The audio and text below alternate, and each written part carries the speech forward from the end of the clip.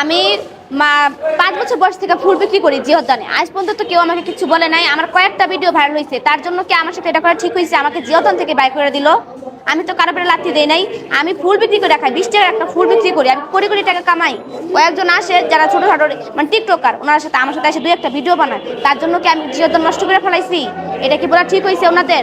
ওনারা আমাকে জিওদান থেকে বাই করে দিছে, সেটা বলেন। আমার পেটে লাথি দেওয়া হলো না? মাননীয় প্রধানমন্ত্রী তারেক জিয়ার কাছে আবেদন জানাইতেছি যে আমার সাথে যে এটা করা হয়েছে, এটার জন্য আপনি কি করবেন? আপনি কি আপনিও কি আমার পেটে লাথি দিবেন?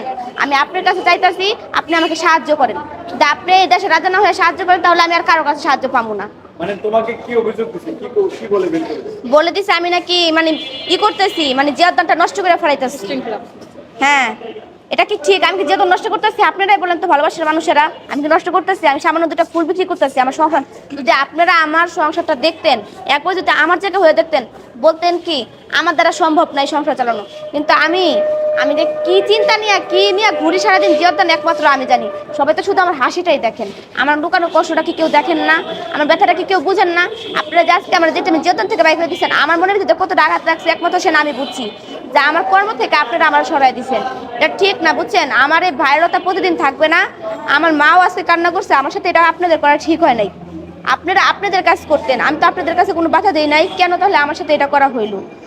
আমাকে কেন আমার ব্যবসার জায়গা থেকে ওনারা সরিয়ে দেওয়া হইলো? আমি যাদেরকে তো ভালোবাসতাম তারাই আমার সাথে এটা করলো। এটা কি ঠিক? এটা ঠিক নাকি আপনারাই বলেন? জিওতন থেকে শুধু আমাকে বাই করে দেওয়া হইলো। সর্বশেষ জনগণ এবং দেশবাসী এবং বাংলাদেশের প্রধানমন্ত্রীর কাছে তোমার কি বলা যে আমি তারেক জিয়ার কাছে আমি আবেদন জানাতেছি, আমি ওনার কাছে সাহায্য চাই, আমাকে আপনি সাহায্য করেন। জনগণের কাছে, জনগণ তো আমার পাশে আছে, ওনারা আমার পাশে আছে, ওনারা আমাকে সাপোর্ট দিতেছে দেখে আমি এ পর্যন্ত আসতে পারছি, আর এ পর্যন্ত আসছি এখনো। আর আমি ফুল বিক্রি করবোই, কারণ আমার সংসারটা আমার চালাইতে হইব। আপনারা যে এতজনে আমাকে বলছেন মডেলিং করে, এটা করে সেটা করো, আমি তো কোনো সময় এগুলো করি নাই। আমি ফুল বিক্রি করছি, পাশাপাশি 2-1টা ভিডিও করছি যাতে আমার ফুলটা বিক্রি হয়। তার জন্য কি আমি কারো ক্ষতি করে ফেলাইছি? এর জন্য কি আমার সাথে এটা করা ঠিক হয়েছে? আপনারাই বলেন। এটা তো একদম করা ঠিক হয়নি আমার সাথে। আমার জায়গায় যদি অন্য কেউ হইতো তাহলে এই জায়গাটাতে আওলায় ফেলাইতো, কিন্তু আমি একজন গরিব ঘরের মেয়ে দেখে এখন সাথে আসতে আমার পাশে কেউ নাই, আমি সবসময় এটাই ভাবি।